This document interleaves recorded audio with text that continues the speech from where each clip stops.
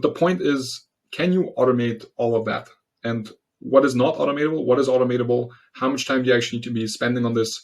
Should you be spending a lot of time on it? Where can you optimize? Where can you not optimize? So those are the points I want to touch on. There's tools that integrate with all of your paid channels that allow you to create rules, right? Whatever the rules are. And we're going to go through some of the main rules, right? Rules being like, if this happens, do that, right? So if you had to previously manually scale your campaigns or turn them off or duplicate them or do whatever you were doing, you can just create rules that just do it for you when you sleep or when you're on vacation or on holidays or on a weekend, doesn't matter.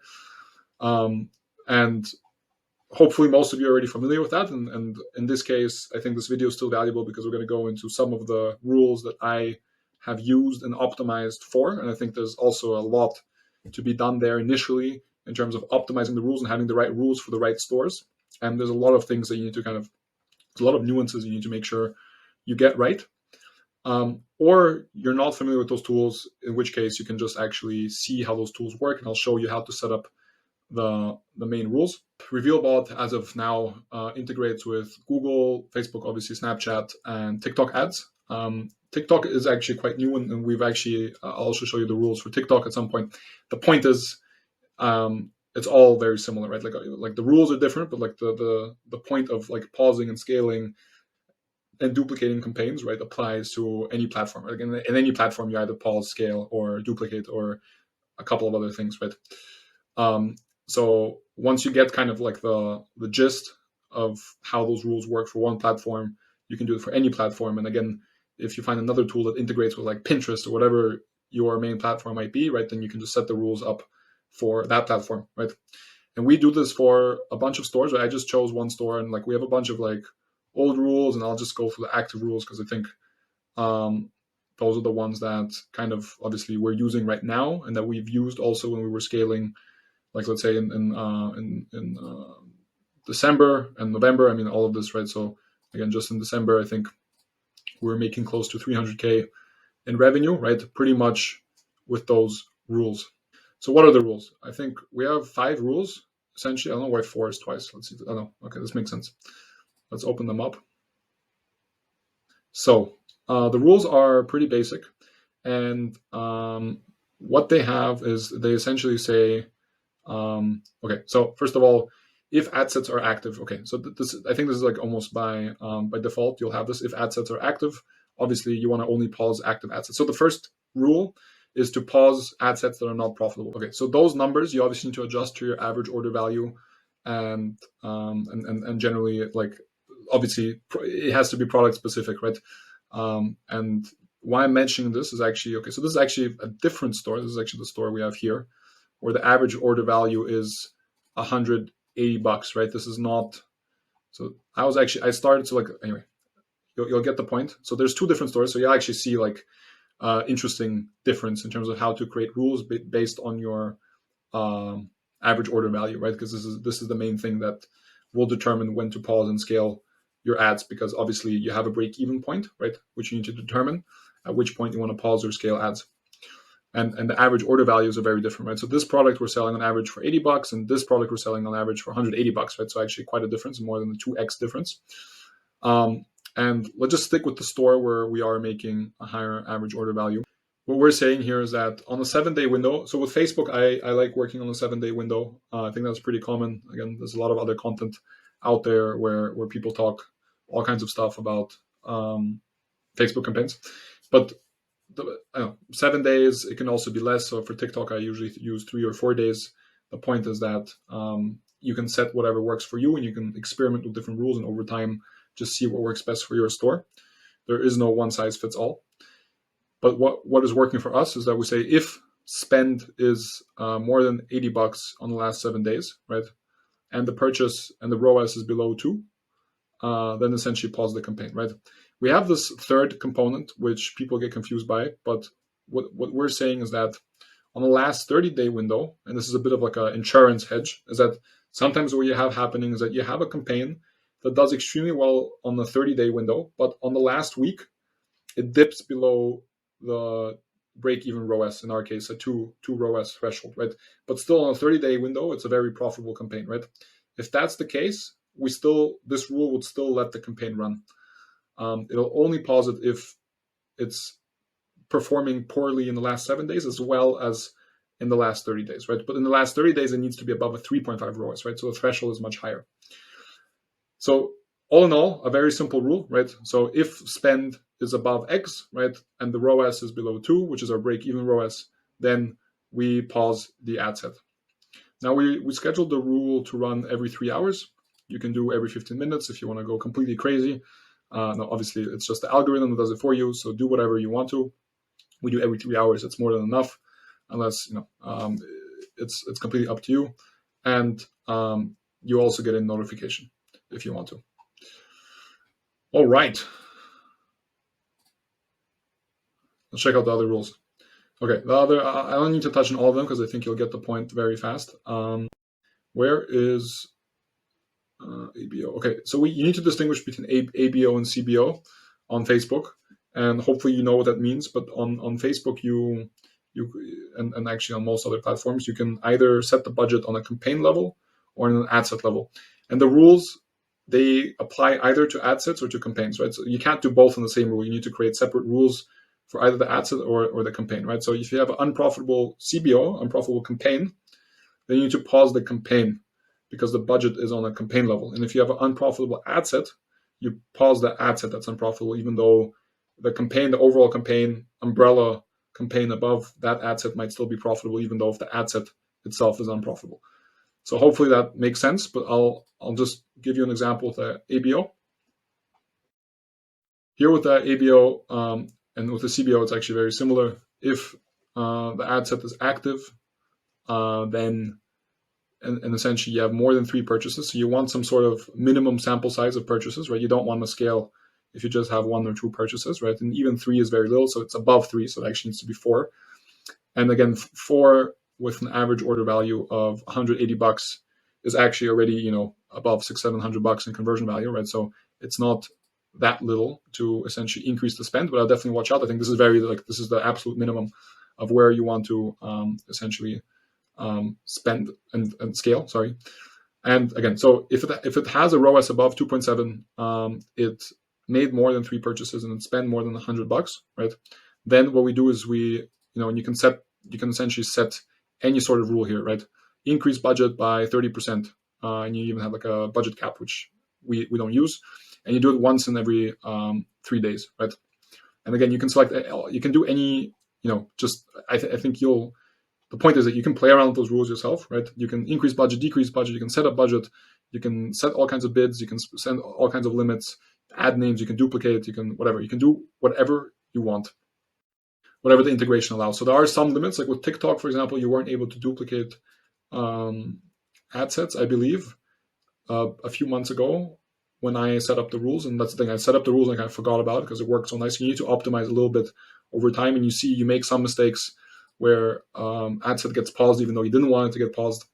But all in all, it works very smoothly. And that way you can, automatically all your campaigns that are above a 2.7 ROAS get scaled every 3 days by 30%, right? Which I think is pretty classic. Obviously, with TikTok, everything's a bit more aggressive and volatile. TikTok. With TikTok, I think we can check out the rules. I think I actually had a rule once where I did increase by 100% every 24 hours, which was just completely crazy because it like if you had a profitable, so I think there was above a 3 ROAS or above a 4 ROAS, the threshold was a bit higher, right? But it was completely like it was some like aggressive scaling on steroids, right? Where essentially if the campaign kept on being profitable, it would just double every day, right? Which obviously is exponential growth. Again, it wouldn't, sometimes, what happened is you actually had to watch out, and like it would be good to set like a maximum ceiling type of budget, because like if you just let that like spiral out, right, the next thing you know, you might be spending like 40K a day on like one ad set, right? And it's just like completely destroying your marketing budget. So obviously those are the obvious things to look out for, but you can be as aggressive or not as aggressive as you want to. The point is that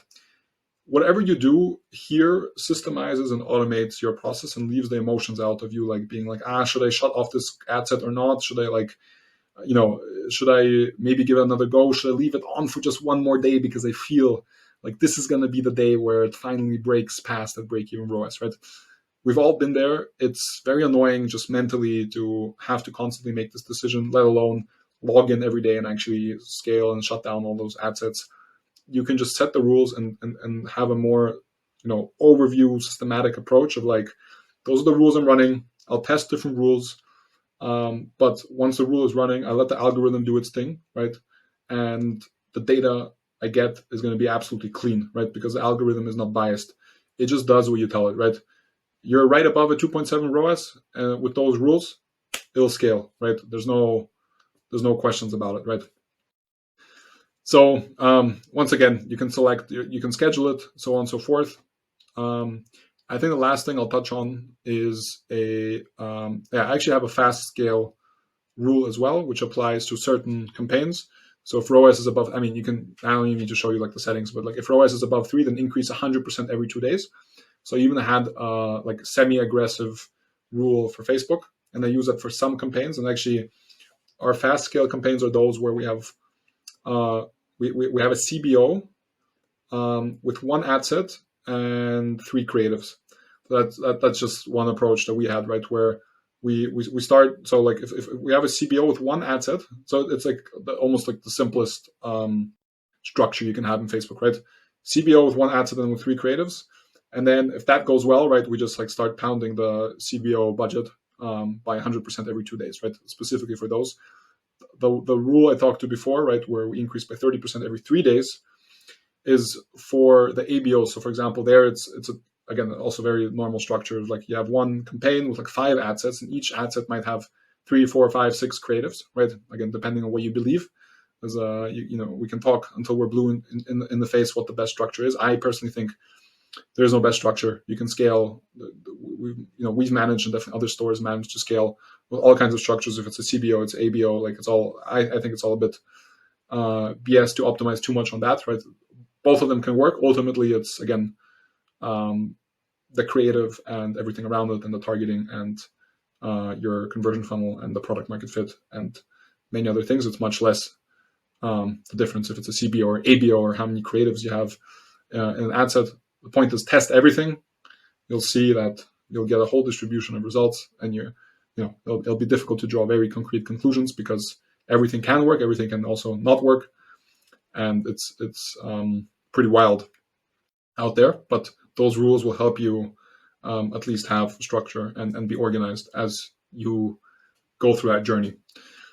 Anyway, one other last rule I'll mention before wrapping up this video, and actually I'll also after that I'll do another video about automating organic posting, which you can do in a similar fashion. It's quite different, but the idea is the same in terms of automation. But here, the one last rule is the late purchase rule of CBO and ABO. Again, just splitting between the two. What happens is, and this is something a lot of people miss, so I do want to mention this because this is not that obvious. If you have an ad set or a campaign that dips below your break-even ROAS, and then you pause the campaign based on one of the previous rules that we discussed, then what might happen, because the attribution window might be longer, it might be again like a 1-day view, 7-day click attribution window, the conversions might only come in several days after the campaign has been paused. So imagine you're running a campaign, it dips below your break-even ROAS today. The rule 3 hours later or immediately, again, depending on how you set the settings, shuts off the campaign or the ad set. But then 3 days later, there's actually a conversion which happens from this campaign, but it only gets attributed to the campaign 3, 4, 5 days later, whatever, making the campaign actually profitable because it's now above break-even ROAS, including now the conversions that happened after it was paused. And what this rule does is that it says, well, if the ROAS is actually above a 1.8 after all on the last 7 days, then restart the ad set and set the budget to $20. For some reason, it sounds very low, but I think I think the idea there was that for some ad sets that had an extremely high budget, you don't want to just relaunch them again because then you're just relaunching a bunch of ad sets at different budget levels, which you're not in control. So what we do is like we say, fine, if an ad set was profitable, it got shut down, and then we want to relaunch it, we just always start at the base level of $20 a day. and then and then all the other rules start kicking in after that, right? So if we, again, if we relaunch this ad set and then again, let's say it becomes super profitable and it's above a 3 ROAS, then we scale it, so on and so forth, and then all those rules keep on working with each other, right? So anyway, this is how you can automate your store in terms of paid CPC ads. Again, you can do this for Facebook, for Google, for Snapchat, for TikTok. Again, and use other tools for other integrations, right? So there's no excuse to just automate the automatable.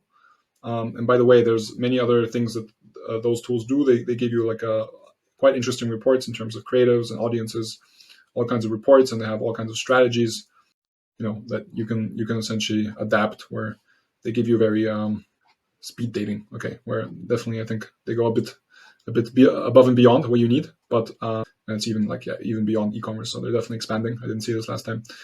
But anyway, the point is automate this so that you can focus on the things that really matter, which is producing the next amazing content and the next incredible creatives for your store. And I have a separate video on that, which is really where you cannot automate fully the content creation, and neither should you, because that's really where the alpha returns can come in, right? With you, channeling that creativity into that next engaging piece of content that will really make a difference for your brand. And that's also where you should be spending your time, or your team. It shouldn't be in just like duplicating or again doing any task that's repetitive, right? And again, all of this scaling, pausing, duplicating, it's just a repetitive task. Any repetitive task for Shopify, in my experience, you can automate. And this is what I'm going to be touching on in the other automation videos. Hey, before you bounce, consider subscribing to our channel, but only if you've actually enjoyed the video and found at least a few valuable things for your Shopify store. Also, check out our free Shopify app, Trackidex. We have a link in the description below. We're developing new features literally every day, and we're also excited to actually hear your feedback on some of the next features we should develop. Thank you, and I'll see you in the next video.